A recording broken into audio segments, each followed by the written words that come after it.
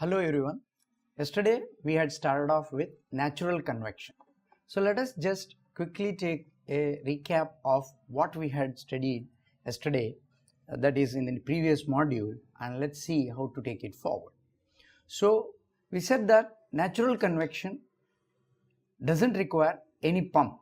That is, if I just take a simple hot egg, so as I can see here, the motion that results from the continual replacement of the heated air in the vicinity of the egg, that is, the cold air comes nearer the egg. So as it gets heated up, its density becomes less, so it gets lighter, so it moves up. So again it is replaced with the new cold air, and this goes on as long as the egg is hot.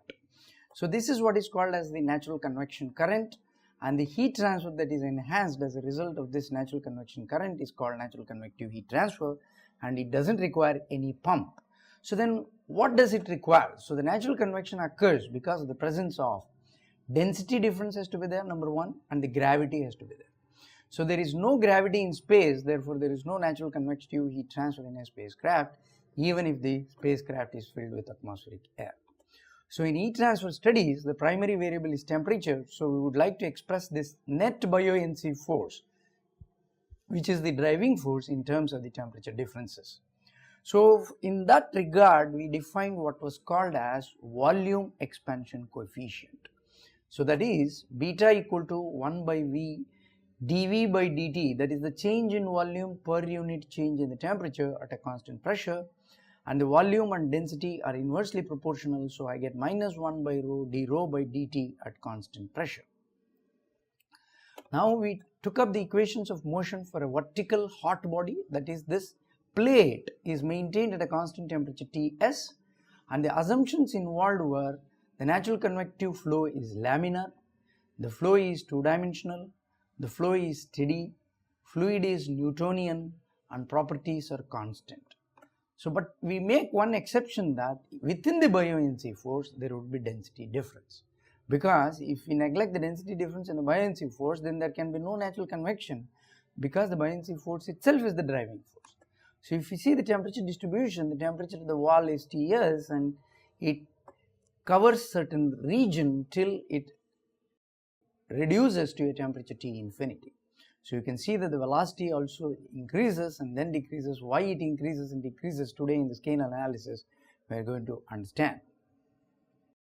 So the equations of motion are, you have the continuity equation, x momentum equation, and the y momentum equation. Please notice that there is minus rho g.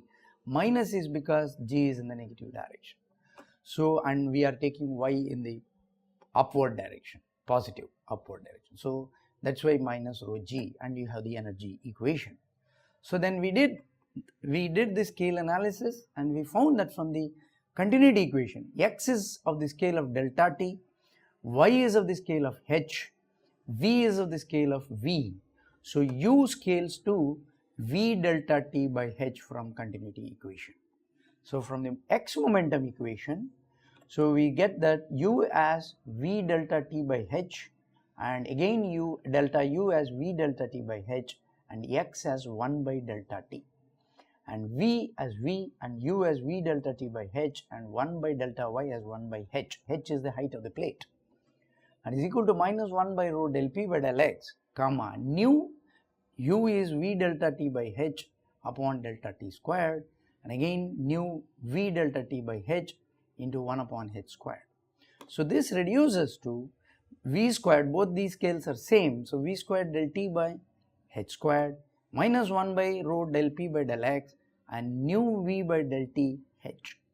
Now if you take the y momentum equation, this reduces to v del t by h, v by delta t, so delta t cancels out, and that is v squared by h, and this is also v squared by h. So you get the left hand side as v squared by h is of the order of minus 1 by rho del p by del y, and this nu v by delta t squared and nu v by h squared. Nu v by h squared can be neglected because delta t is very small compared to h squared, and you have minus rho g.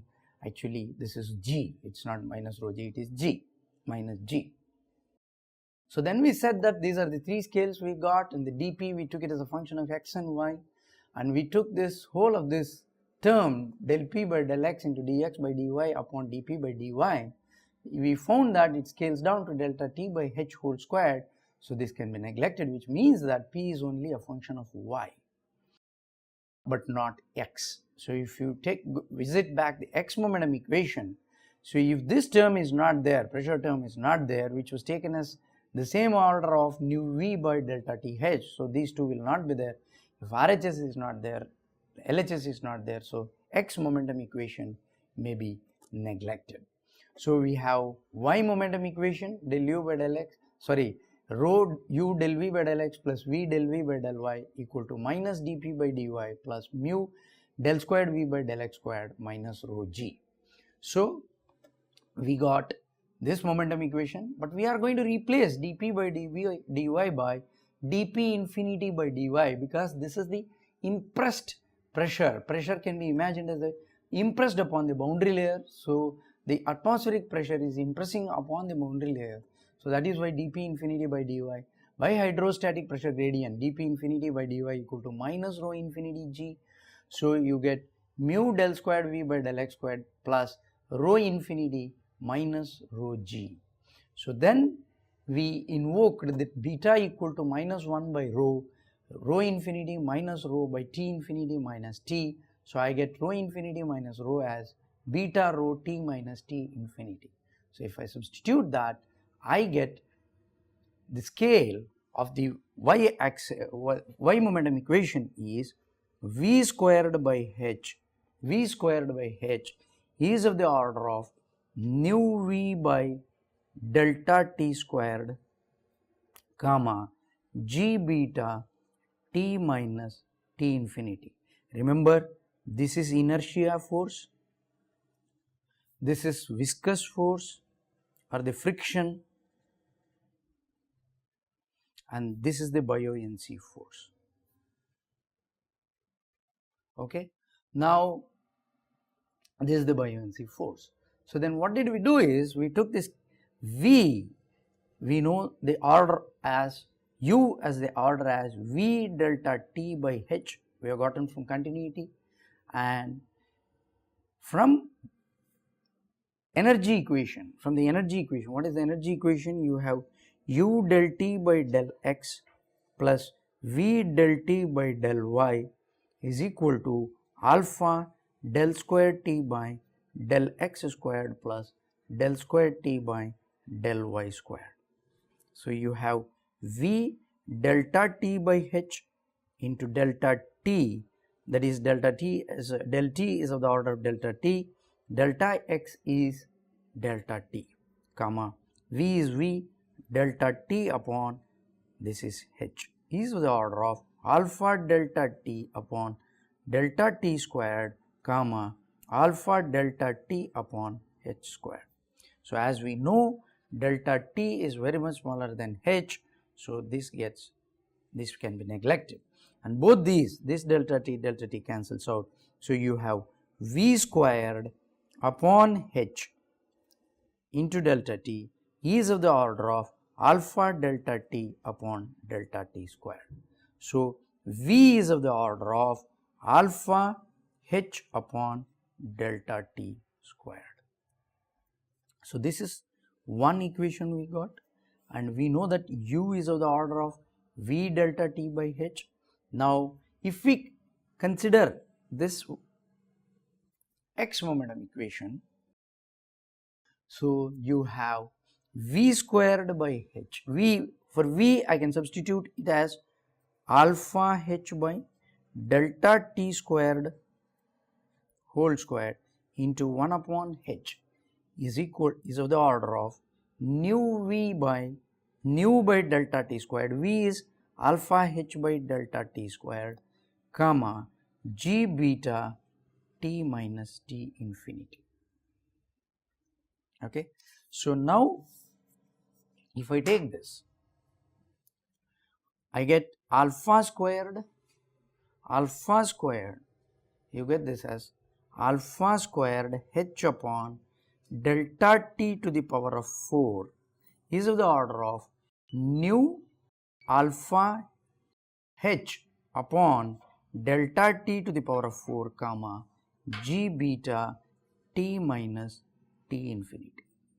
So now if I multiply by h cube by alpha nu, so I get alpha squared h to the power of 4 upon delta t to the power of 4 is of the order of nu alpha h to the power of 4 upon delta t to the power of 4 alpha nu comma g beta t minus t infinity. So now you get alpha nu gets cancelled out. So you get h by delta t to the power of 4 is of the order of into alpha by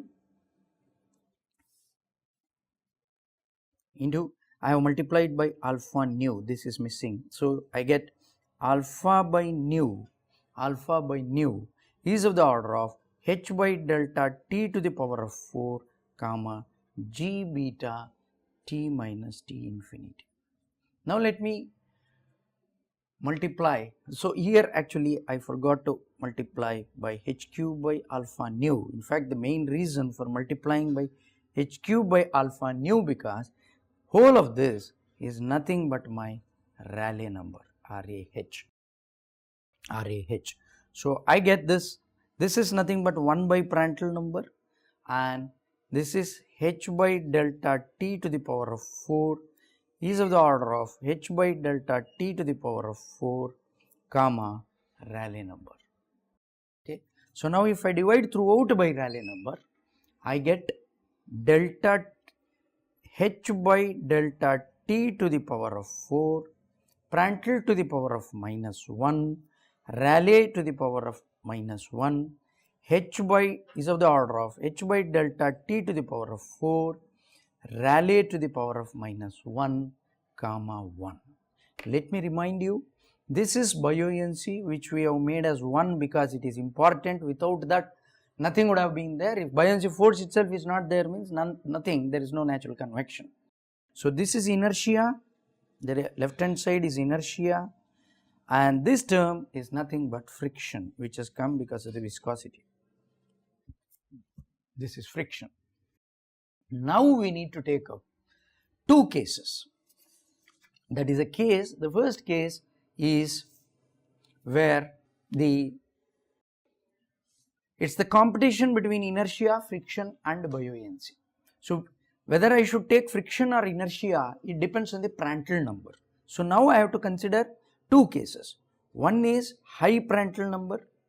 If I consider high Prandtl number, that is Prandtl number greater than 1. Prandtl number greater than 1 means nu is greater than alpha, implies delta is greater than delta t. Okay, so this is what we know from fundamentals. So in this case friction here, because friction nu is very large, so friction would balance, friction and buoyancy balance would exist. Buoyancy balance would exist. Okay, for low Prandtl fluids, for low Prandtl number fluids,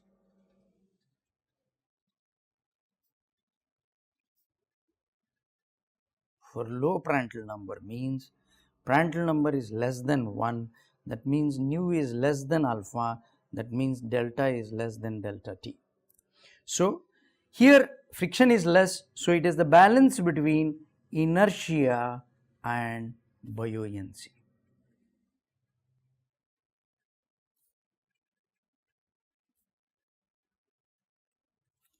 Okay, so the low Prandtl number fluids are generally the liquid metals and gases are all of the order of roughly Prandtl number 0.7 to 1, water is 1.7 to 13.7, organic fluids 5 to 50, oils 50 to 1 lakh, glycerin 2000 to 1 lakh.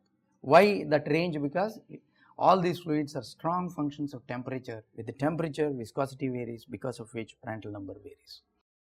Now let us take up high Prandtl number fluid. Now let us take up high Prandtl fluids, high, and try to get the scale of delta T, Nusselt number and velocity, high Prandtl fluid. That is, as I said, it is the balance between friction to buoyancy. What is friction? Friction is h by delta t to the power of 4 Rayleigh. So let me just put that here. So it's going to be h by, so it is h by, it's balancing friction to, is getting balanced with buoyancy.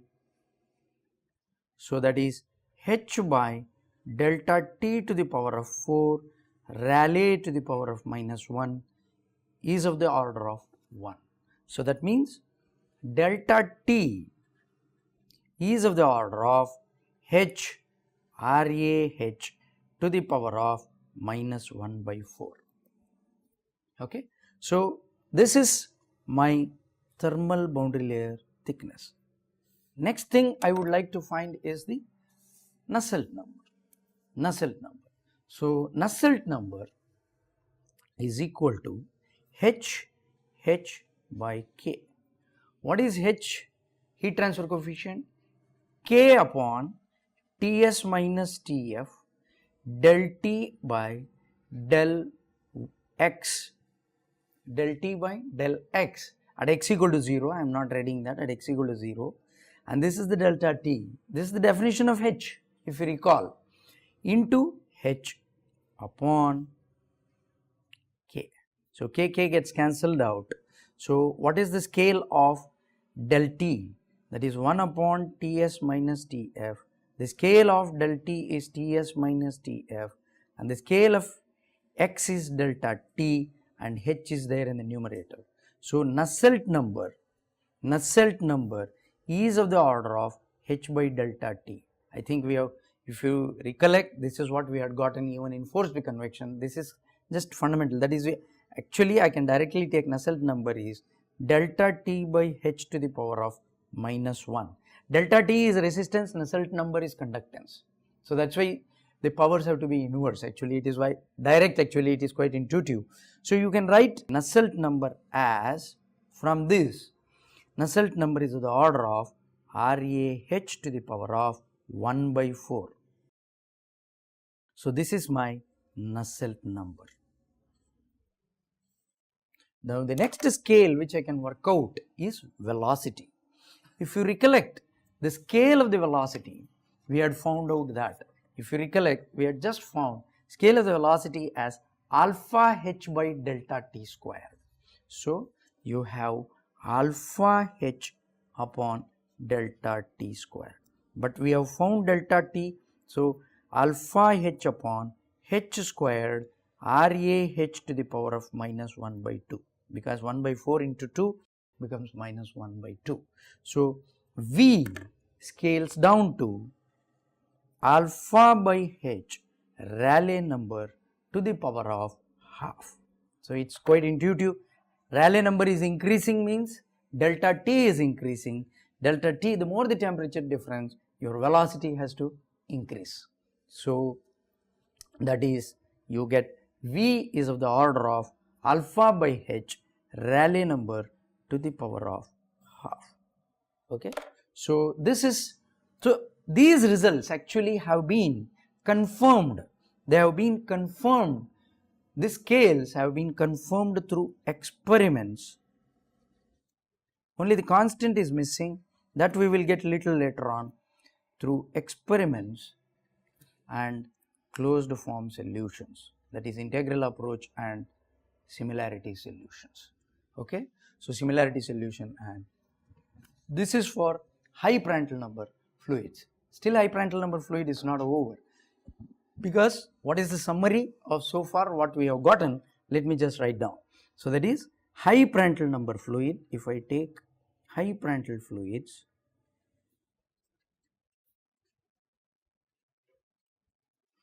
you have gotten delta T, that is friction, just friction is balanced by buoyancy. Let me, because we need this to draw this, and Prandtl number is greater than 1. So nu is greater than alpha, so delta is greater than delta t. Now, we found delta t scaling to h RAH to the power of minus 1 by 4, Nusselt scaling to RAH to the power of 1 by 4, and V scaling to alpha by h Rayleigh to the power of half. Now, let us plot how does it look like. So, if I take, okay, so I draw the temperature difference. So, this is x and this can be either temperature difference or velocity. So, here in this case this is delta t. So, as you noticed in the boundary layer, the delta t goes on decreasing until it reaches T infinity, and this is my thermal boundary layer thickness delta t, and this is the domain. This is the domain. This is the driving force, driving heated layer. This is driving heated layer. And what was this here? Friction is balanced by buoyancy. Now, what happens beyond delta t? There is no buoyancy. There is no buoyancy. But then it has picked up some velocity. My fluid has picked up some velocity, but that velocity it has picked up by virtue of delta t, so it will go on increasing. That is my velocity. But now that velocity has to come to 0. That comes to 0 because of friction being acting as a deterrent against inertia. Because of inertia it has gained again. Now that inertia, the velocity which it has gained has to come to 0 by virtue of friction. So that is why it gets extended a little longer, and this is driven unheated layer. Why unheated? Because there is no temperature difference here in this domain. So whole of this is my delta. Okay. So if you just check, is delta greater than delta t? Yes, that's what we had intuitively found, and this is what it is coming out also. Now it's our onus to understand delta t. If you just come to the slides, in the PPT, so if you just see this, delta t is the thick layer which affects the transition from Ts to T infinity, this is T infinity, and at the same time drives the fluid upward with a velocity v. This is my velocity v. So the fluid motion is not restricted to layer of delta t. It is possible for the heated delta t layer to entrain viscously a layer of outer unheated fluid. That's what I told. So delta be the thickness of this outer layer, and let's assume that the delta is greater than delta t, which it is for Prandtl number greater than 1. So that's the reason why we take that. Now, what is the conservation of momentum equation for this is that, because I need to find delta, that's what I am trying to do. So my momentum equation is u del u by u del v by del x plus v del v by del y equal to nu del squared v by del x squared plus g beta t minus T infinity. Recall, this is inertia, this is friction, this is buoyancy. Now, within the driven unheated layer, it is balanced between friction and inertia. Buoyancy is not there anymore. So if I take the balance between friction and inertia, that is, you have del u by del x plus del v by del y equal to 0. So u upon x is delta here is of the order of v by h. So v is of the u is of the order of v delta by h. Okay. Now, inertia is balanced by friction. Inertia is u del v by del x plus v del v by del y is balanced by nu del squared v by del x square. So, u is v del by h and del v is v, x is delta, comma v into v upon h is of the order of nu v by h square, sorry, delta squared. X is of the order of delta, y is of the order of h. So, you get on the left hand side you get v squared by h is of the order of nu v by delta squared. Delta squared is of the order of nu by vh. Now, but we know that v is of the order of, we have found already, alpha by h Rayleigh to the power of half. This is the velocity which we have, it has picked up. This has to be balanced with the friction. So, if I substitute for this, that is nu upon alpha by h Rayleigh to the power of half upon h. So, you get delta squared upon here on the left hand side you have h nu h. So, you get delta by h whole square is of the order of nu by alpha Rayleigh to the power of minus half.